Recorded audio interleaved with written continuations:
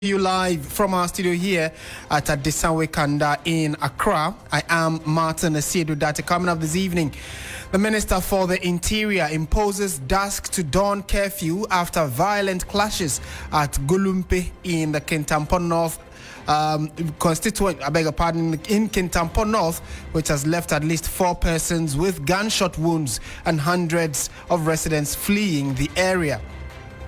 Also coming up, so far so excellent, says the majority leader as he heaps praises on the current administration's performance, even as the minority accuse the government of failing on jobs and a fight against illegal mining. And later in the bulletin, we'll stay in Parliament because Speaker of the House has sworn in 2 MPs and refer the nomination of Chief Justice-designate Baffoe-Bonnie to the Appointments Committee for vetting. And later, we take you to the Western region where President Mahama is performing a sod-cutting ceremony for the dualisation of the Takoradi to Cape Coast Road. Details of all of these and more coming up within the next 1 hour. Before that, though, let's bring you the news summaries.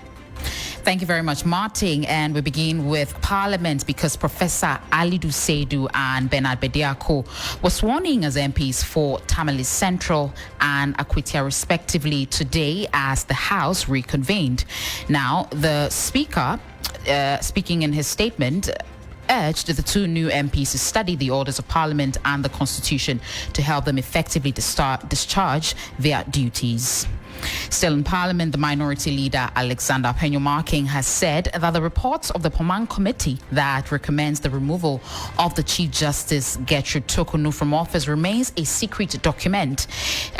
He says the minority shall not relent on their demand for a copy.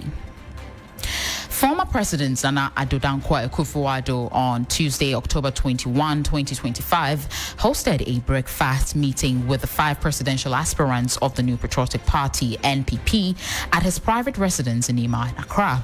Now, the meeting, according to a statement from his office, was aimed at fostering unity and camaraderie among the aspirants as the party prepares for its presidential primary slated for January 31, 2026. We have this on our website, 3news.com. Do well to visit there. Martin, over to you.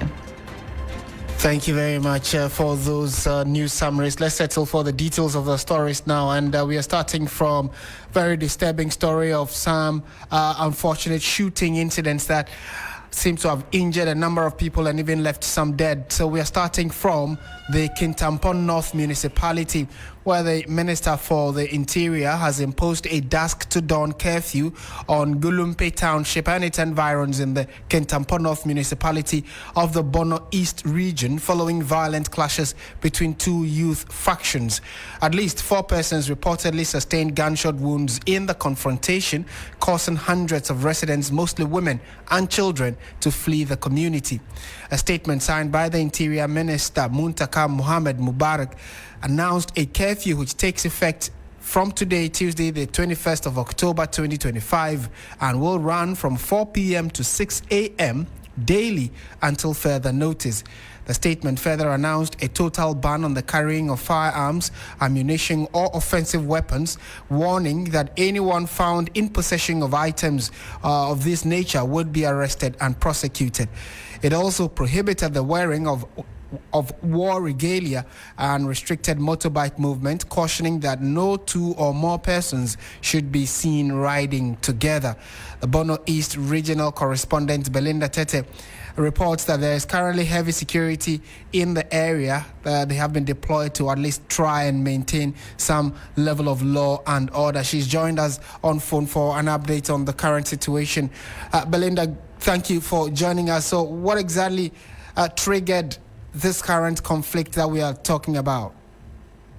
Right. So I was informed by the regional police command that on Sunday evening, they were informed that some shootings or some misunderstanding was ongoing at the Gulumpe community. And so they had to get there. When they got there, what triggered the misunderstanding was that they were loading charcoal in the community. So they mostly load these big trucks, come there to load charcoal.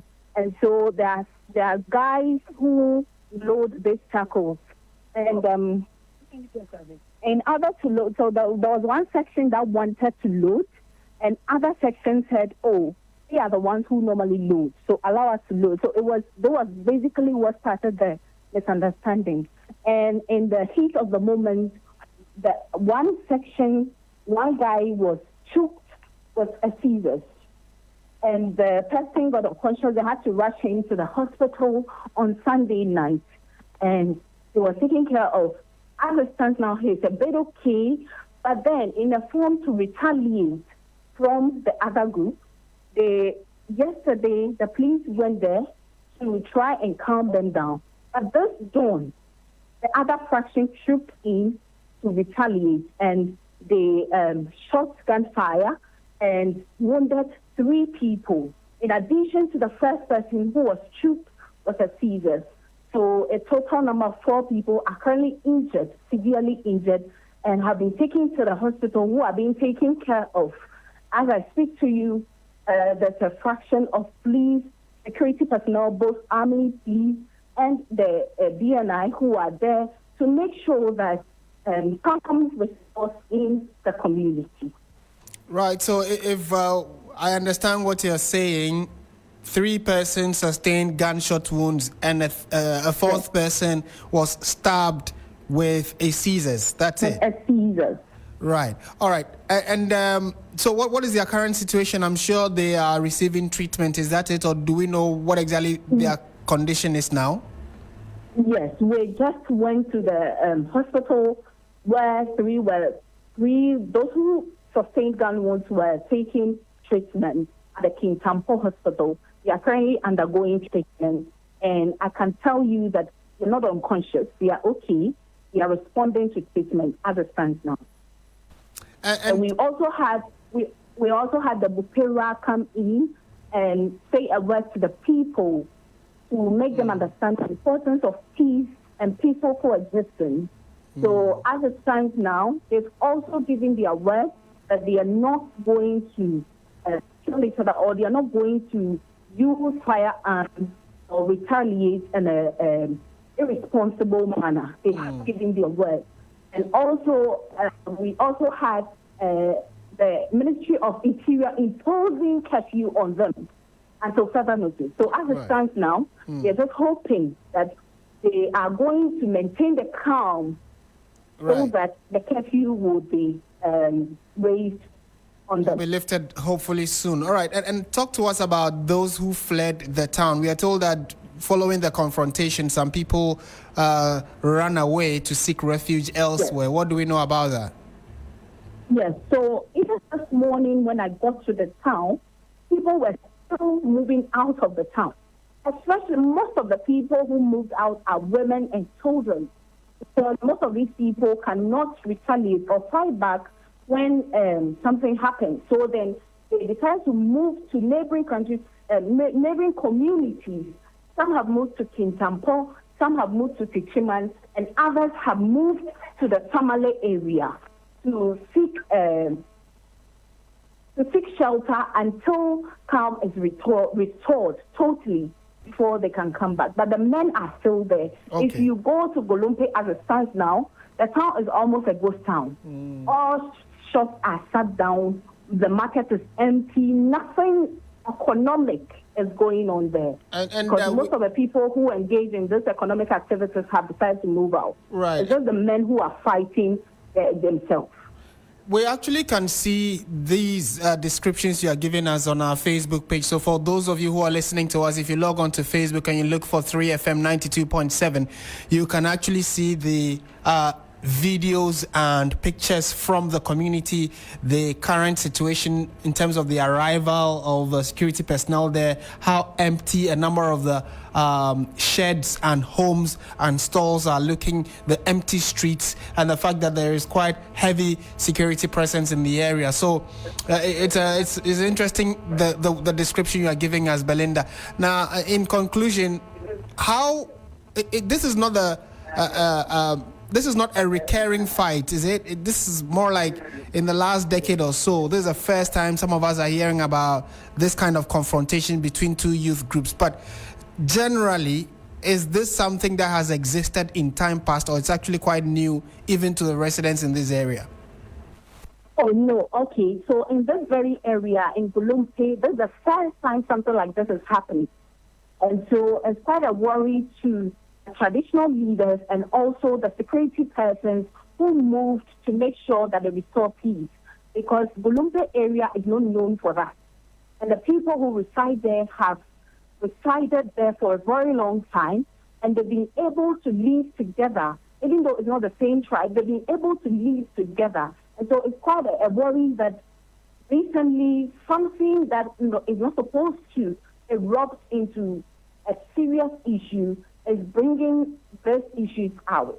And so they are actually worrying that maybe there are underlying issues other than what led to the current situation we are viewing now. And so the Bupera gave his word that he's going to step in to make sure that whatever it is, whether there's an underlying issue or whatever it is that is erupting this conflict, would be solved and peace can be restored as it used to be.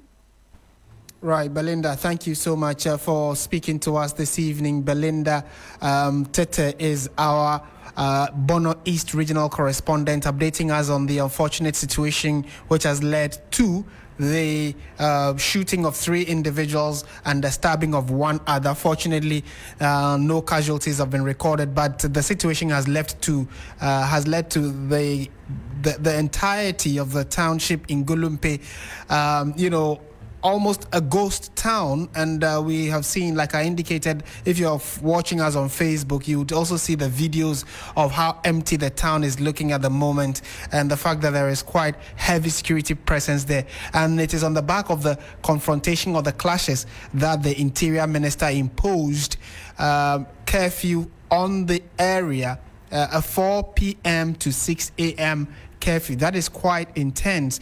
It means that between now, as we are speaking, people should be in their homes. Nobody should be seen on the streets or on motorbikes. Nobody should be seen wearing war regalia, as the statement from the Interior Ministry has declared. It means that the security officers will be in the township for some time until normalcy returns. So Belinda has just given us those updates. Let's speak to security consultant. And before we do that, let's listen to the regional police commander, who has also been speaking on this particular development and how they intend to ensure that it does not escalate.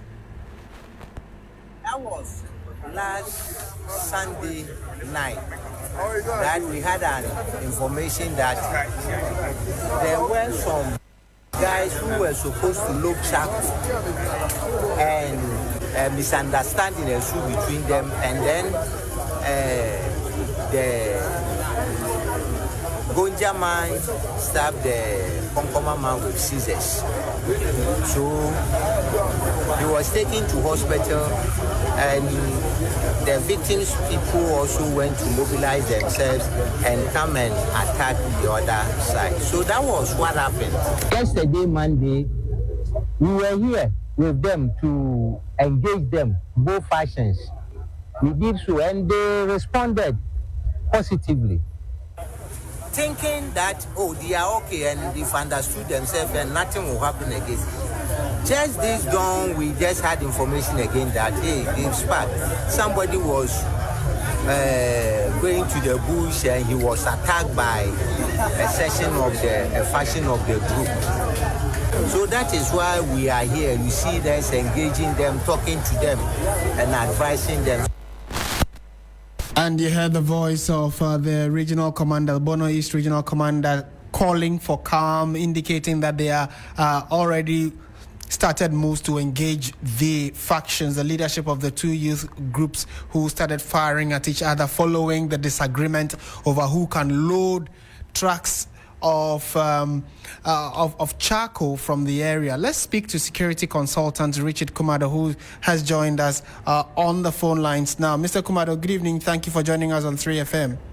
You're welcome, Martin. This is, for some of us, in the Bono East region, in and around the Kintampo area, this is the first time we are hearing of some of these kinds of disturbances. But I think the more troubling aspect of it is how quickly some of these youth groups have guns on them, the availability of weapons, where immediately something comes up, people just pull out their weapons and start shooting.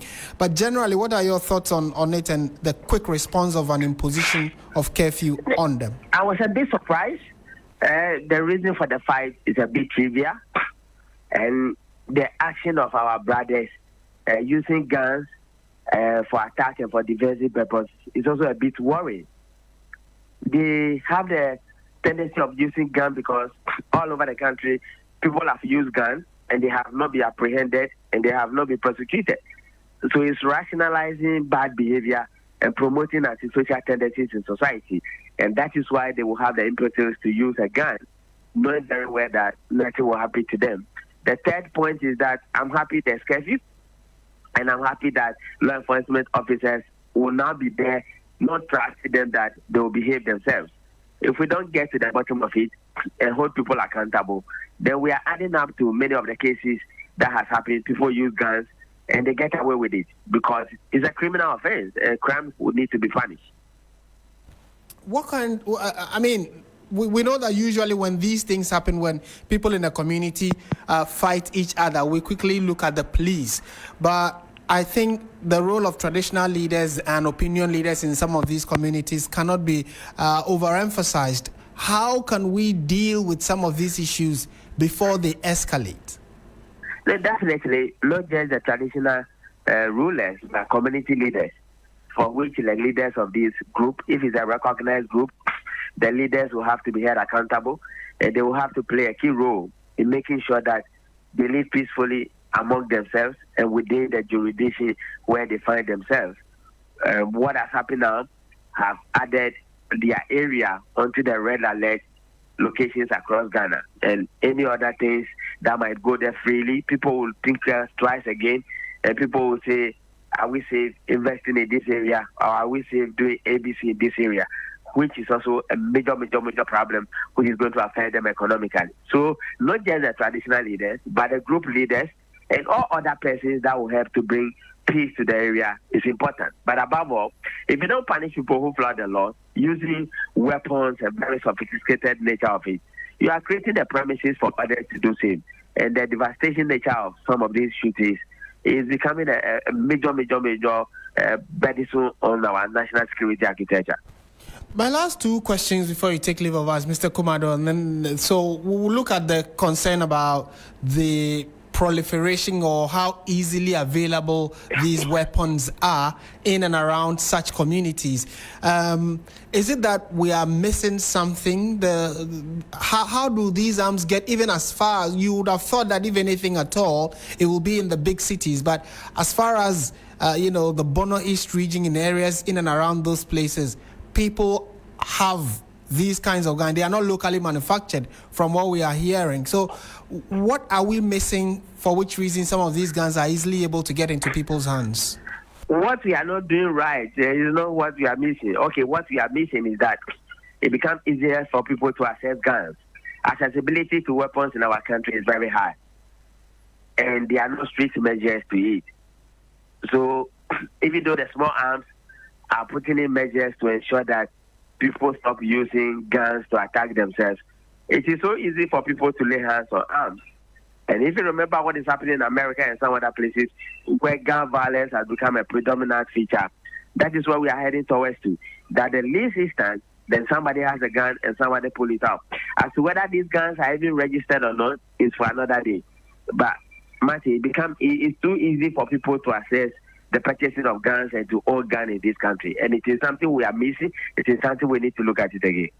Right. And finally, what kind of outcome are you looking forward to seeing? You have raised concern about this might also be part of the tall list of unsolved gun violence in the country. But for this particular one, a curfew has been imposed. The regional police commander says investigations are ongoing. What kind of outcome are you looking forward to where you'd say that this is more concrete, this is a decisive action that has been taken? In no particular order, resolve the underlying factors which triggered this particular confrontation, because the reason they are giving is a little bit trivial. Then number 2, apprehend the perpetrators and prosecute them, and you'll be fine. If you don't do it, others will retaliate. It could be a day, it could be 2, it could be 3, it could be 4 weeks or 1 month. They have scars and they have pains and they have seen blood. They will retaliate. So apprehend the criminals and get them prosecuted. And make sure you do silent diplomacy to resolve issue about who loads charcoal, who doesn't load charcoal. And you'll be fine. Mr. Kumado, thank you so much for your time as always. Richard Kumado is a fraud and security consultant and helping us at least look at the security angle of today's concern coming in from Gulumpe in the Bono East region, where a curfew has been imposed from 4 p.m. to 6 a.m. And there is heavy police and military presence, I should say. And this follows the shooting of 3 people have actually been shot and 1 stabbed with scissors. And this is because the trucks that come there to pick charcoal, boys that load these trucks had a disagreement over who should load the truck of the truck with the charcoal, and on the back of it, it became quite heated, and then people pulled out guns and started shooting at each other. 4 people have been injured, 3 of them in hospital.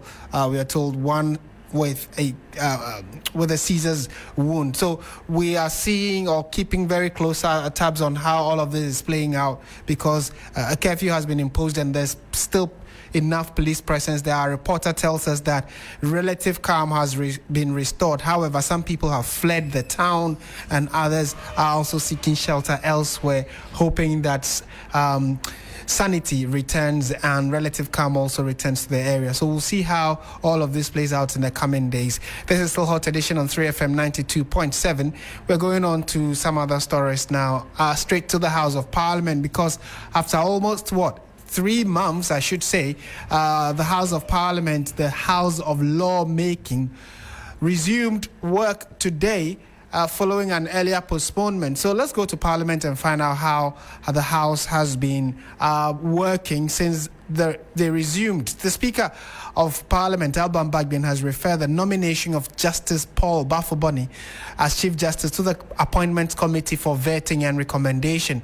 The referral follows the submission of his name to Parliament by President John Mahama for consideration and approval in line with Article 1441 of the 1992 Constitution. The Speaker has directed the committee to expedite its work and present its report to the plenary for a final decision. So let's listen to the Speaker, and then we'll take you through some of the other key issues that have happened in Parliament in the last 4 to 5 hours since they resumed from their long break.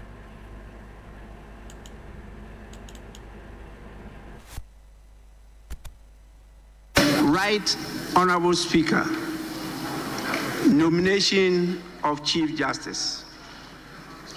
Following consultations with the Council of State, conveyed by its letter dated 14th October 2025, and in accordance with Article 144, Clause 1 of the 1992 Constitution of the Republic of Ghana, I have the honor to respectfully submit for the approval of Parliament the nomination of Justice Paul Baffoe-Bonnie as Chief Justice of the Republic of Ghana.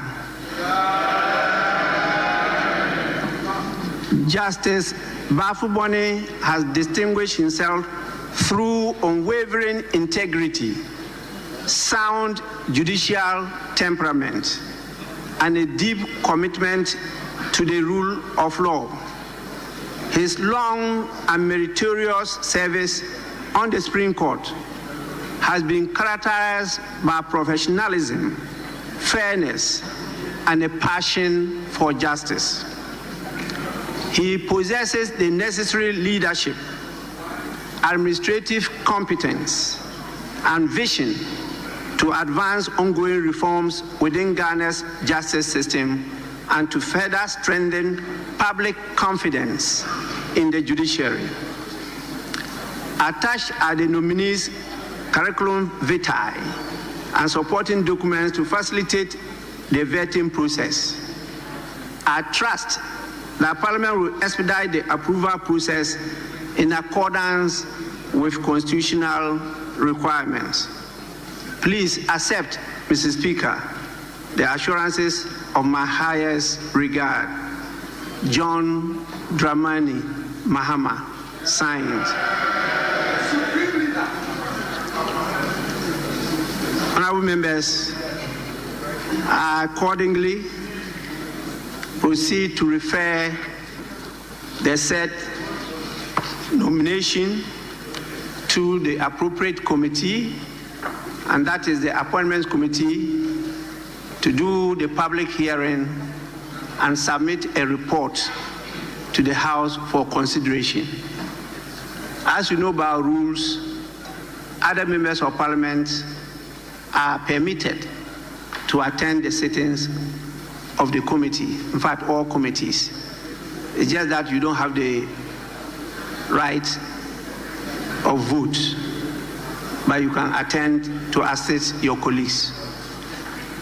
We trust that this will be done in accordance with the laws of this country.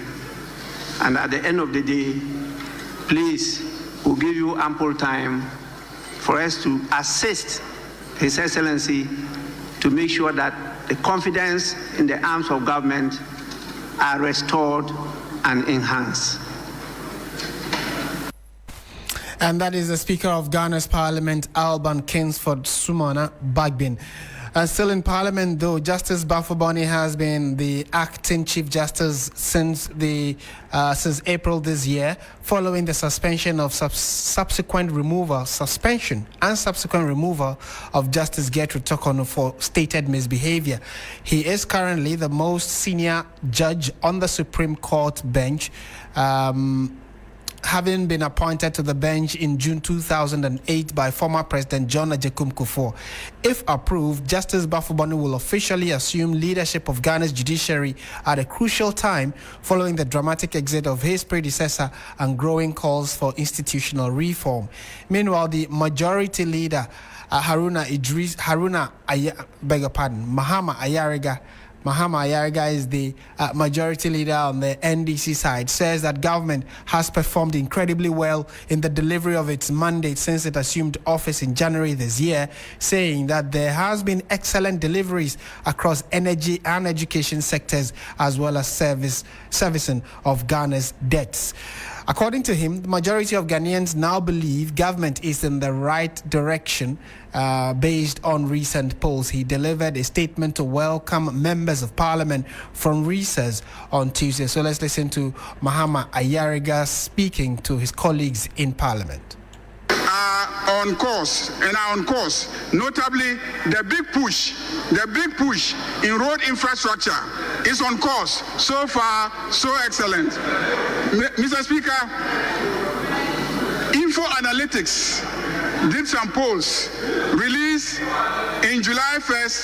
on July 1st, 2025, and they revealed that 70% of Ghanaians believe the country is on the right track. 70% of Ghanaians believe the country is on the right track. So far, so excellent. As of September 2025, Global Info Analytics Survey found 58% believed the government was doing enough to fight against corruption, and 53% said corruption had improved. So far, so excellent. A similar report of Info Analytics in 2024 revealed that 65% of Ghanaians believe that the country was heading in a wrong direction. There is a clear turnaround in how Ghanaians perceive their country and their government now.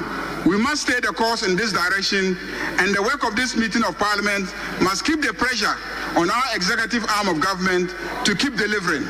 In this regard, I want to assure Ghanaians that the overwhelming NDC majority will not treat our counterparts in the executive with kid gloves. We will continue to demand performance and delivery of promises made in our manifesto. Bipartisanship shall be our hallmark, so we will tolerate our minuscule minority and heed sound and genuine criticism. Mr. Speaker, this is a budget meeting. We will be receiving the 2026 budget statement in due course, but the signs of a very positive development are already clear. 95% of Ghanaians in a survey conducted by professional service firm PwC in July 2025 believe the country's macroeconomic performance in the first half of the year has met or exceeded expectations. 95% of Ghanaians believe that our macroeconomic performance, yes, our macroeconomic performance has met or exceeded expectations. Indeed, even members of the MPP cannot deny the fact that the indicators are looking very, very good. So far, so excellent. Mr. Speaker, we in the NDC are governing well. The president of Imani, Franklin Kujo, on July 5th, 2025, strongly endorsed President John Dramani Mahama's recent decision to scrap fuel allowances and allocations for all political appointees, describing it as a wonderful initiative. So many wonderful initiatives that should be codified into law to prevent future reversals. So far, so excellent. On October 10th, 2025, October 10th, 2025, the IMF stated that Ghana's economy is rebounding faster than anticipated.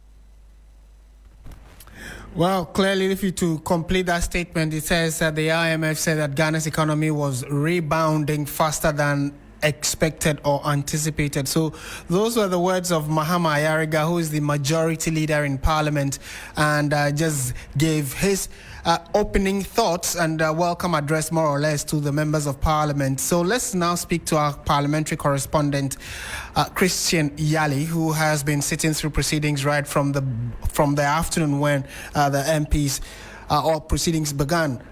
Mr. Yali, good evening. Thank you for joining us on 3FM. Good evening. Thank you, Martin. So what's happening at the moment? We know that the Speaker took leave and the second Deputy Speaker is leading, or first Deputy Speaker, I should say, is leading proceedings. But give us a general idea what's been happening since Parliament resumed. In fact, Martin, we've had the swearing in of the two new MPs joining the majority bench, which now has given them even a more overwhelming control of the House, giving them a total of 189 members, as against the 87 of the minority, which has lost one seat. Apart from that, indeed, the Speaker's communication of the referral of the appointment of Baffoe-Bonnie as Chief Justice to the Appointment Committee, and even the observance of a moment of silence for the helicopter crash, have been some of the issues that have come up over the period. Currently, the House has adjourned session to tomorrow at 2 p.m. in the afternoon. What it means is that the proposal by the Business Committee to shift the sitting time from 2 p.m. to 10 a.m. is one that is yet to be agreed upon, because the House is yet to come to a resolution on that particular proposal. But it is one that so far has been welcomed by members on both sides, especially with concerns about their own health and as well the security of it, and even how effective their mandate would be executed during this session, which is relatively going to be shorter because of the Christmas break that is just around the corner, and also looking at the load of work that they have to do with the 2026 budget approval, as well as the estimate for the ministries, departments, as well as agencies. And so that has been the general mood today. You earlier played what transpired concerning the opening remarks by both leaders, with the majority leader largely sounding the praises of government, that across sectors this government has done incredibly well, but the minority rather seeing it to be the other way around, especially with issues of unemployment still on the high, and also the issue of mass revocation of appointment, and that as well of the removal of the Chief Justice, which the minority leader sees to be very unfortunate, and even that one about the U.S.-Ghana deportation deal, which he wants to be brought before Parliament for ratification and proper scrutiny, which the majority leader considers as something that would likely be done. Right. Christian, so, I mean, today's proceedings have ended. Tomorrow we continue. Do we know what date the Appointments Committee would be inviting the Chief Justice nominee to appear before them? So that is yet to be determined. Once the Speaker has read the formal communication from the President, now referred it to them for consideration, it means that the committee would have to meet, first of all, to schedule an appropriate time to call the nominated CJ for vetting. But we know that there is that pending issue in court where we have Takoradi Justice appealing to the High Court to stop the nomination of Paul Baffoe-Bonnie as Chief Justice and even the vetting thereof. And so it is a bit interesting, with many already looking forward to how this is going to play out, because when the former CJ has already petitioned the court or filed a suit stopping his appointment and vetting, and now the Speaker goes ahead to refer his nomination to the Appointment Committee for action, then it gives an interesting twist to all of this story. But Parliament, as it were, and the Appointment Committee, as it were, will just go ahead to perform its function until maybe the court decides otherwise. Then we see how it unfolds. Right. In conclusion, and maybe on a lighter note, talk to us about the newly refurbished Parliament. We saw images before the members of Parliament entered. It's looking fresh. What went on during recess? Do we know? Exactly. During the recess, we know that the Speaker, for instance, even like a week to resumption, had paid a courtesy visit to the Asantehene to condole with the family over the passing of the Queen Mother.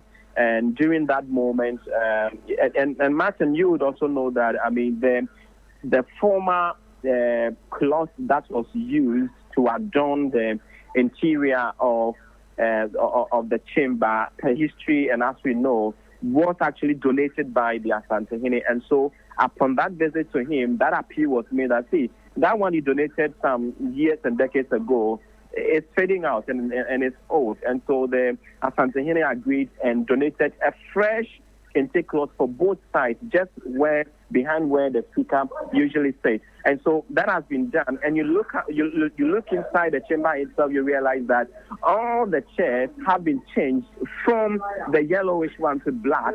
And you had the leaders usually using the black seats. This time around, they are using the brown seats. And so when you enter the chamber, you really see that everything, like someone would say, all new, all fresh, all new, all beautiful. And so that has been the new look inside the chamber. And actually, when you talk to some of the members, it is actually a good development for them. Yeah. But some critics have raised concerns about it.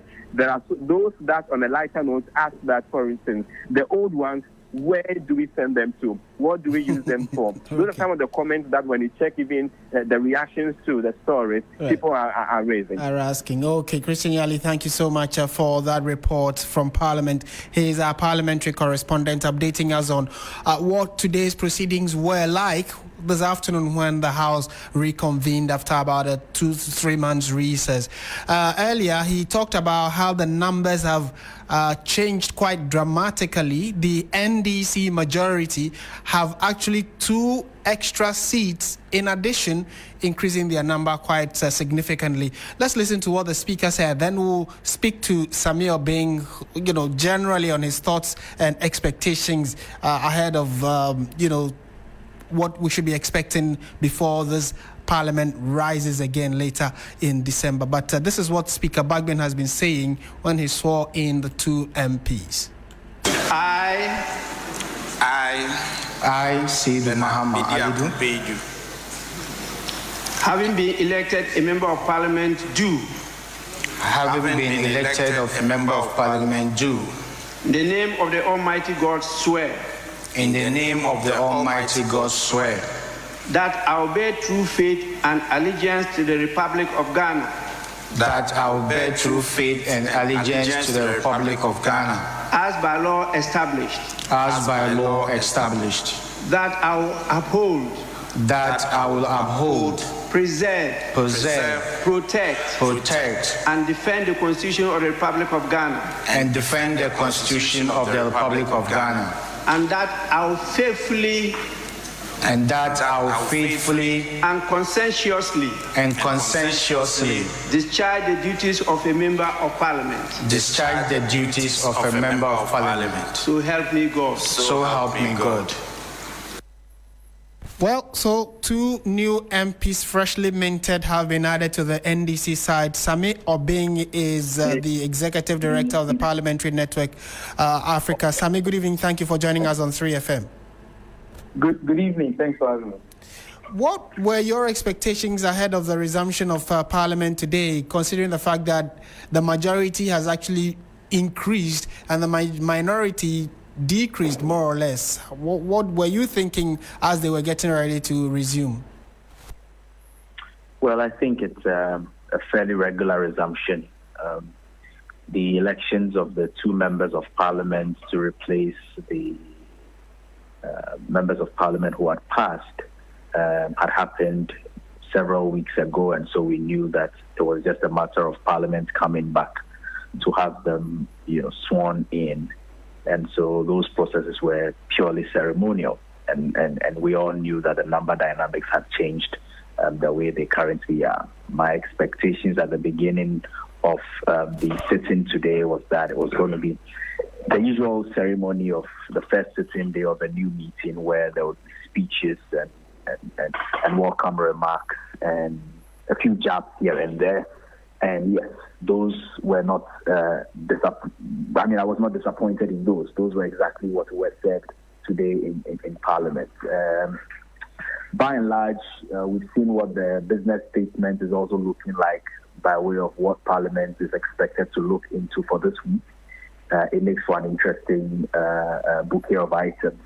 And we're hoping that the Parliament will kick off quite strongly, because it has barely a couple of weeks between now and the Yuletide to go back on a recess, and there's lots of work that still needs to be done. Right, and talking about the work that needs to be done, we know budget reading is expected. We also know that Chief Justice is going to be vetted. Again, there are key bills this government is expected to bring before the House. Do you also get the sense that the majority are actually going according to their word, that they would still do business with the minority side and not bulldoze their way through anytime some of these issues come up? The body language, the posturing, the commentary of the majority side vis-a-vis what the minority side have been saying, and your general observation, would it be politics as usual, the acrimonious bits and pieces we saw before the recess, or you are expecting something different? The sweetness of the pudding will be in the eating, and once Parliament is back, we will look at how these things pan out. However, if we were to use the 2 earlier meetings of Parliament, the first meeting at the beginning of this year, the second meeting during the middle of the year, which still ran with the current numbers, not too significant difference so far as the current numbers in Parliament, if we were to use those as benchmark, then certainly we did not see too much of the majority side living to its promise of cooperation and collaboration. We saw quite a number of instances where even as citizens were not fully involved in the whole parliamentary business, because a lot of things were just bulldozed through within a matter of days. There were some businesses in Parliament which were not necessarily advertised for proper citizens' participation, etc., etc. These are things that experience will show that you expect to see in a Parliament that has a particular side having a huge majority, and that side being the ruling government. But these are also things we must safeguard against. Citizens' participation is a crucial part of parliamentary work. Minority having their say in the work that gets done in Parliament is a crucial part of Parliament's work. And under no circumstances must we allow a democracy whereby sheer numbers, even the participation, the conversation, the involvement that must be had by those who find themselves in the minority, those of us who are citizens of Ghana, get thrown aside simply because there are numbers to rush things through. And so we'll be observing in this third meeting, and we hope that the majority in Parliament would have learned lessons from how the levies on fuel, which was rushed through, and yet implementation had to be, halted for some time because citizens now, came back to say that no, this is not what we voted for. Would serve as lessons for the majority to know that everyone must be involved in these processes. Then having the numbers alone doesn't mean that you can be able to bulldoze your way through. Governance and parliamentary work is about the citizens, it's about the people, and they've got to be involved every step of the way. Certainly so. Thank you, Sami Obeng, for your time this evening. Pleasure. And we've been hearing the thoughts of the Executive Director of Parliamentary Network Africa, Sami Obeng. As Parliament has just resumed, we are looking for today's day one. We are looking forward to very interesting conversations and debate and counter debate, arguments here and there, and then some crucial bills that would also be laid before the House. And we'll be updating you as and when it does happen. This is still 3FM 92.7. You're listening to Hot Edition. We will be right back with the latest in the world of business. Stay with us.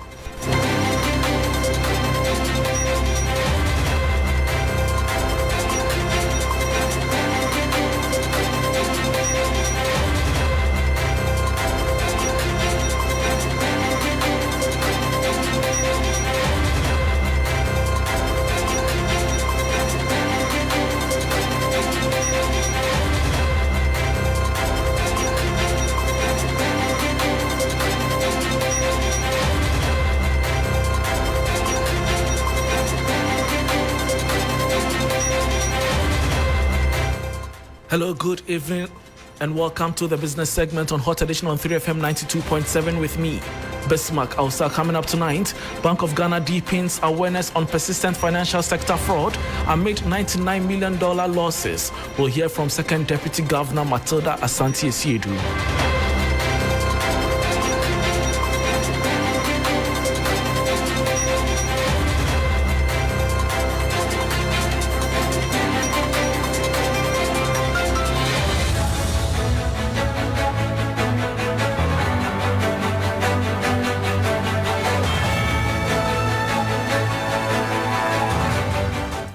Thanks for your company. Now to the details.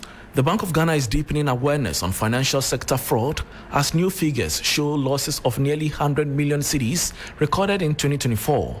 According to Second Deputy Governor Matilda Asante-Asiedu, a third of these cases involved staff of financial institutions, heightening concerns about internal lapses and weak oversight. She made the call at the 2025 Consumer Reporting Officers and Stakeholders Engagement held in Accra under the theme Excellence in Service, Innovation in Delivery, Security in Practice. We know that digital transformation has greatly improved access and convenience, but also it has introduced risks in how we transact. And I think the fraud report, which I hope that you have read, shows us that 16,733 cases were recorded in 2024. That's 5% more than, again, what we had in 2023.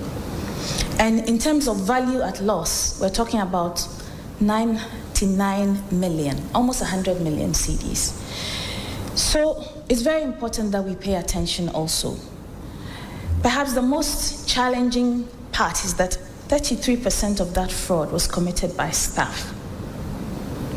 And this is very alarming, and it calls on all of us in compliance, not just in compliance, but even as supervisors, to pay attention, because it means that we have to be more intentional about vigilance, about ethics, about discipline, and have stronger internal controls. And that was Deputy Governor of the Bank of Ghana, Matilda Asante-Asiedu. Meanwhile, Director of the Financial Stability Department, Dr. Kwesi Osei-Yeboah, urged consumer reporting officers and financial institutions to improve on their customer service delivery while ensuring tightened internal controls. Innovation in delivery reminds us that the world of banking is evolving rapidly. The tools we use, the channels we operate through, and the speed at which customers interact with banking services continue to change. Embracing innovation while ensuring no one is left behind is essential to strengthening access and enhancing customer satisfaction.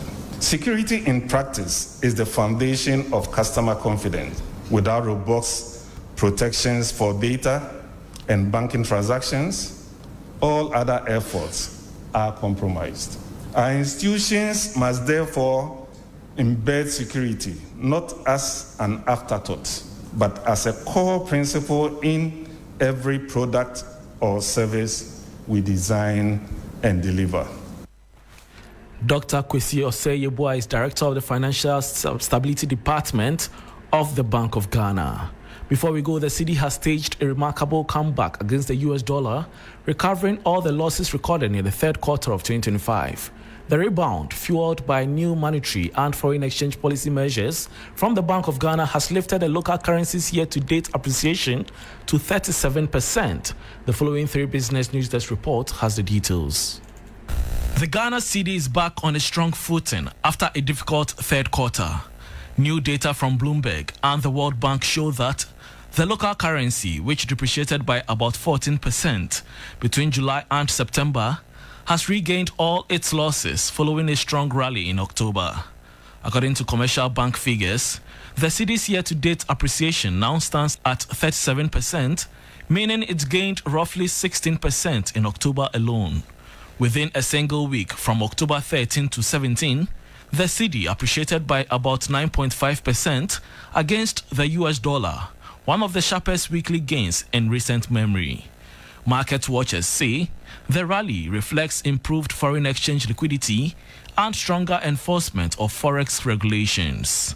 The Bank of Ghana is said to have slowed its direct dollar interventions while revising its policy from weekly forex auctions to spot sales for commercial banks, a move the Ghana Association of Banks says has boosted market efficiency and restored confidence in the cedi. And that was a 3 Business News Desk report on the cedi raising third quarter losses at its rebound strongly in October 2025. And that brings us to the end of the business segment on Hot Edition on 3FM 92.7 with me, Bismarck. Also, for more business stories, please check out our website 3news.com. Sports is next, please stay.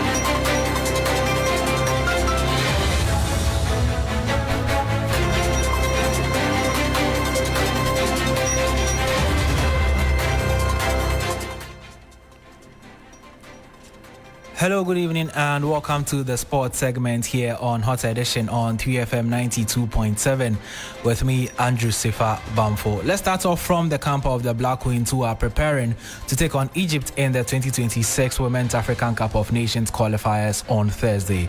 The Queens, who finished the 2025 AFCON with a bronze medal, opened camp on Monday in Ismaila, Egypt, and now ahead of Ghana's game against Egypt on Thursday. Team officer Matilda Demedo says that the team is confident of securing a win against the Egyptians.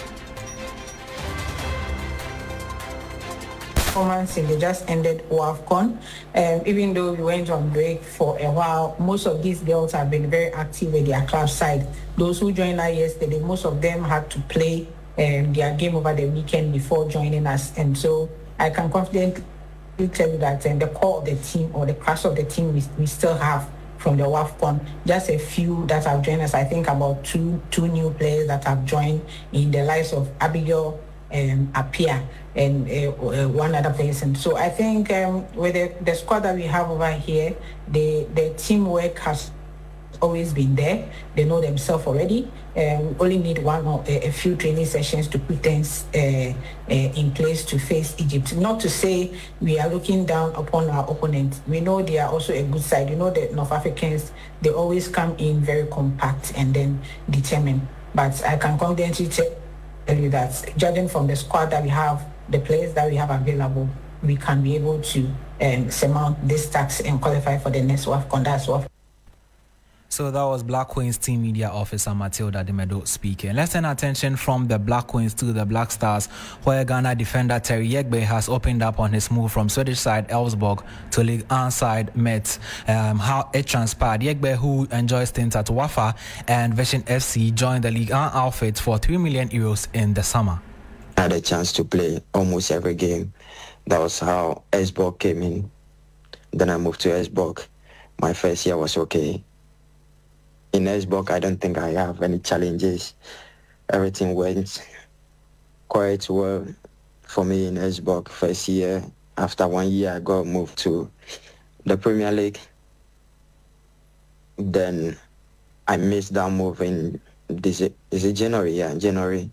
Then I need to focus on the season and all that and be thinking about the summer. That was how can this move happen in the summer. So that was Mets defender Terry Yegbe speaking there. Now, finally, before we go, just by way of update in the UEFA Champions League, Barcelona are currently leading Olympiacos by 2-1. First half brace from Fermin Lopez sets the Blaugranes on their way to their second victory in the competition. But in the second half, Olympiacos equalized after 5 minutes into the second half. And bringing an end to a hot edition here on 3FM 92.7. Join us tomorrow for more updates and news.